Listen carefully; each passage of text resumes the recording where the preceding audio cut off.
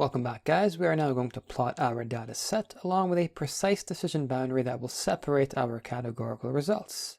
First, we start by deleting this plot fit call with Control MD. And what we're going to do is actually delete any other code that comes after it.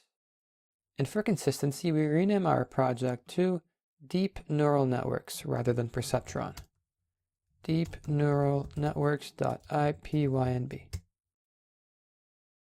The equation for this decisive boundary layer will be obtained directly from the trained neural network after it went through the training procedure.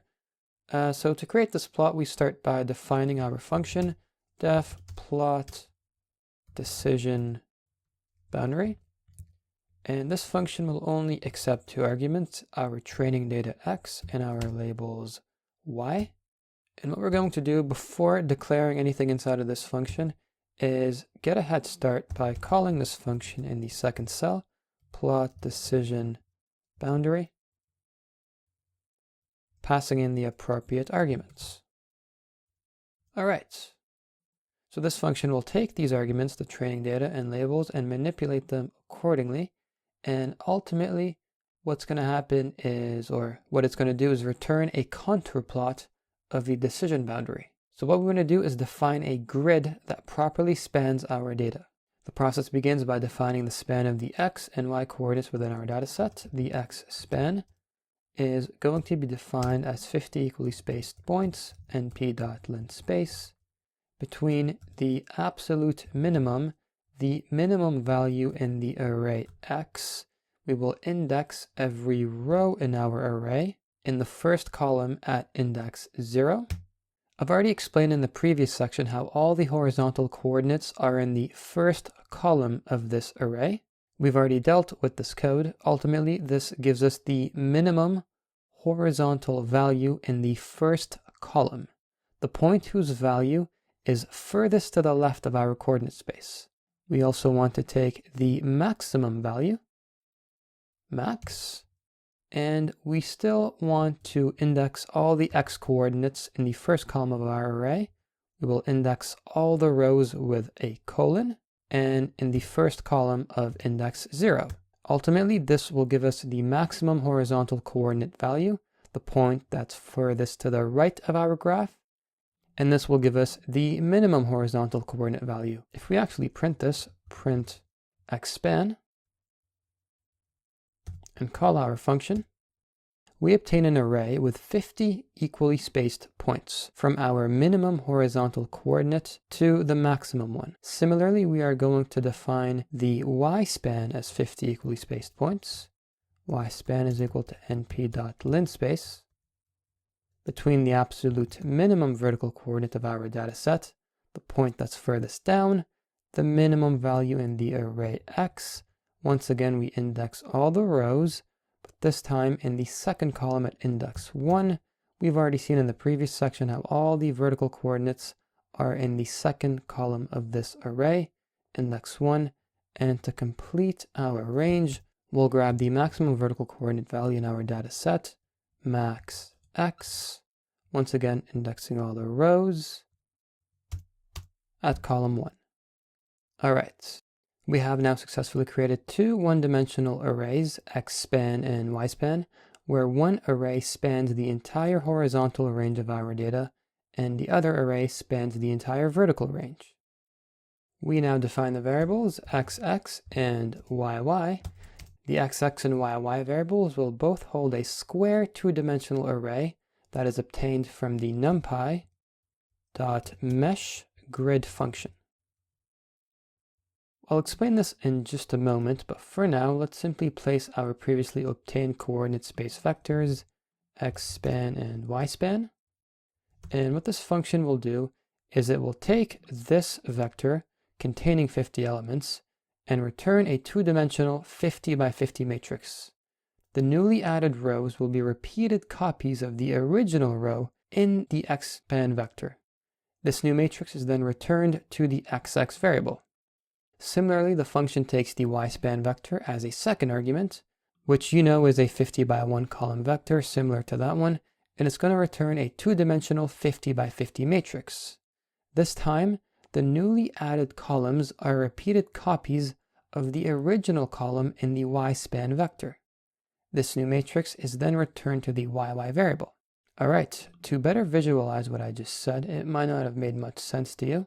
Let's have a lint space of 3 elements for each one, 3 here, 3 here, printing our xx and yy, print xx, print yy. Let's add a line in between.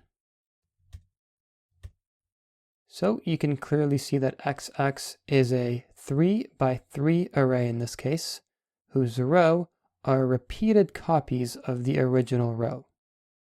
And yy is a 5 by 5 array whose columns are repeated copies of the original column. You might ask yourself why we did this. Well, if you imagine a 3 by 3 grid, for every y coordinate there are 3 corresponding x coordinates. The same thing would occur with a 50 by 50 grid, which is what we're actually going to work with. So let's go ahead and put that back. The end goal is that from these 2 arrays, we define a 50 by 50 grid which spans the entire horizontal and vertical range of our data. And so using these newly created matrices xx and yy, we can now create a Cartesian grid that covers our entire data set.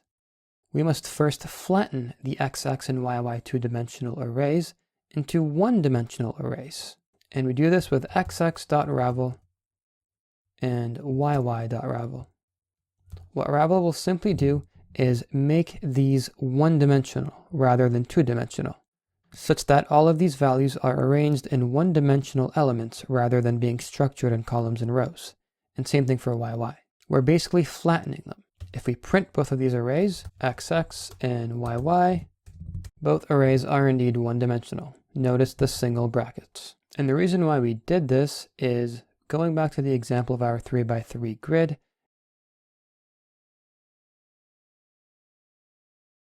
if we were to flatten these arrays and then vertically concatenate them, notice how for every single y coordinate there are 3 corresponding x coordinates, which defines our grid, since the same thing would occur with our 50 by 50 grid. For every y coordinate, we'll have 50 x coordinates.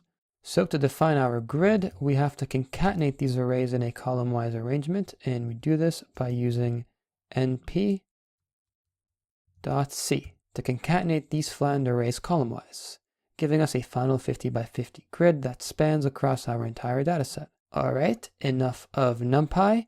We will convert these into tensors. We will convert our 50 by 50 grid to tensor data, because now ultimately we can use model.forward with grid as the sole argument. Like so, model.forward grid. By feeding the entire grid tensor into the model.predict function, the trained model is going to test all the points inside of our 50 by 50 grid, and it's going to return a tensor of predictions. These predictions indicate the probability of any given point being labeled as 1, and we will store this tensor under the name predfunc is equal to model.forward. And now what we want to do is actually reshape this array to have the same dimensions as xx and yy. That way the prediction results are linked to their appropriate coordinate counterparts. So what we do is we define an array z and we set it equal to predfunc.view. And here we want to reshape the predfunc tensor into the same shape as our original xx.shape. And in order to plot this, we must convert it to NumPy. And this should actually give us an error unless we also add the detach method. We use detach to exclude any subgraphs from gradient computation that would be associated with the values from predfunc. And this ensures that we can simply convert this to a NumPy array, which we can then use to plot with plt.contourf. By doing this, we allow the shape of our prediction data to be consistent with the 50 by 50 shape of our graph, such that every single coordinate in the graph would be associated with a corresponding prediction. So now our prediction results are linked to their appropriate coordinate counterparts. And now we can use plt.contourf to create a contour plot of our predicted results with XX, YY, and Z as arguments, we can obtain this contour plot. The arrays XX and YY represent the X and Y values of each coordinate in our grid respectively. As mentioned earlier, the array Z contains the magnitude of the probability at each corresponding coordinate. Feeding this array as the final argument allows the plt.contour function to correlate each specific coordinate with its respective prediction probability. The function then plots distinct contour zones, each of which represents a distinct probability level.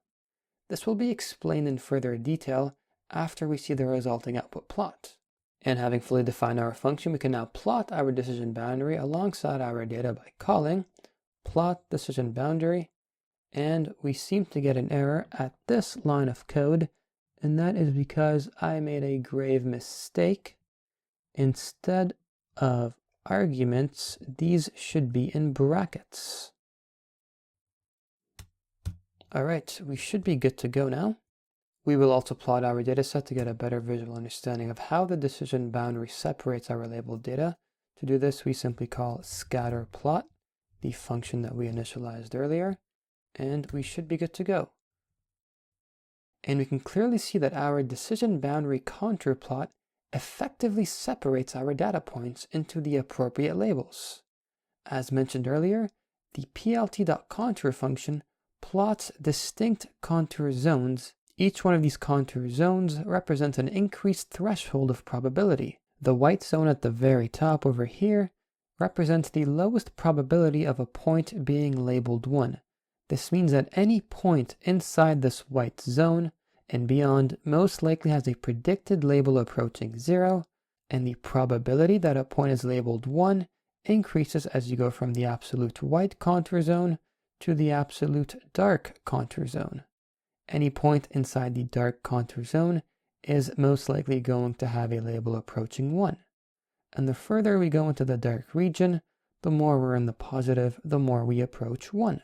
The further we go in the white region, the more the point is in the negative and approaches a label of 0, which perfectly classifies our data into probabilities ranging from 0 to 1. And I'm not a fan of the way this graph is looking, so what I'm going to do is actually go back up here, and we're going to add some tolerance to our x and y spans by subtracting 1 from the minimum values, -1, -1, and adding 1 to the maximum values, +1, +1. Replotting the following. You know what? This might have been a bit too much, so we will minus 0.25, minus 0.25, plus 0.25, plus 0.25, and we're looking good. The tolerance will simply create a more visually appealing and a more spacious grid of our data. All we're doing is simply spacing out the range. That way our plot can go 0.25 units further to the left, 0.25 units further to the right, 0.25 units up and down accordingly. Now we decide the coordinates for our test point. We'll be defining a point with horizontal coordinates. X is equal to, it'll be at about 0, let's say, 0.025. And y will also be around 0.025. So the point will lie somewhere in the middle in the positive region. Next, we create an array called point, or we'll create a tensor, rather, torch.tensor. And that's going to contain both our x and y values, x and y. And now we can obtain a prediction value by feeding this array into model.predict, or tensor, not array. I keep saying array. Model.predict point. Now let's plot this point alongside our data using the plt.plot function. The first and second argument requires lists of x and y coordinates, x and y. But we're only going to plot a single point with the x and y coordinates that we specified. So we'll set a marker for that is equal to O. That way it shows up as a circle with a marker size is equal to 10. That's pretty self-explanatory, with a color is equal to red as arguments. Let's also print the prediction. Prediction is whatever the prediction ends up being that we obtain from model.predict. And finally, we will just need to plot our decision boundary to see where that point lies in that decision boundary and if the prediction is consistent. And by doing so, the marked point is clearly visible in the positive region of the model, and as expected, the prediction value returned for this point is 1. It indeed made the accurate prediction. I hope you guys enjoyed the lesson. I will see you in the next one.